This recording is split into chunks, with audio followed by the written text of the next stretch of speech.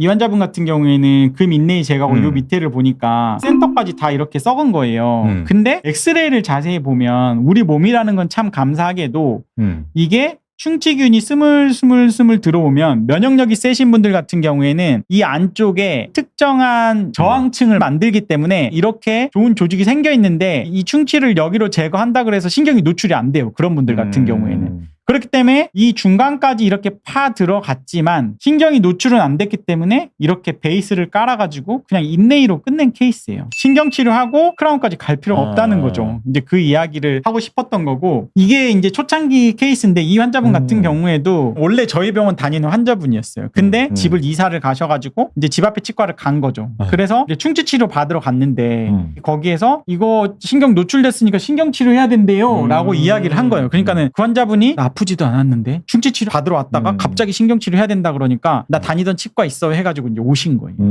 그래서 이제 제가 이제 보니까 거기에서 이제 갑자기 스탑을 한 흔적이 보이죠. 그러니까 충치 제거하고 노출이 되니까 손뭉치를 하나 넣어놨단 말이에요. 이런 충치 제거하고 치수가 노출이 될 때는 항상 격리를 시키고 이걸 하는 게 굉장히 중요한 술식인데 러버댐을 일단 끼지 않았고 솜이 이렇게 들어있단 말이에요. 그리고 임시 재료로 가봉이 돼 있으니까 아무래도 여기가 조금 감염이 돼 있을 가능성이 높은데 환자분 입장에서는 원장님 저 진짜 신경치료는 진짜 안 하고 싶어요 라고 하는 거예요. 그래서 제가 그러면 일단은 바이탈 펄프 세라피를 할 수 있는지 시도를 해봅시다 했어요.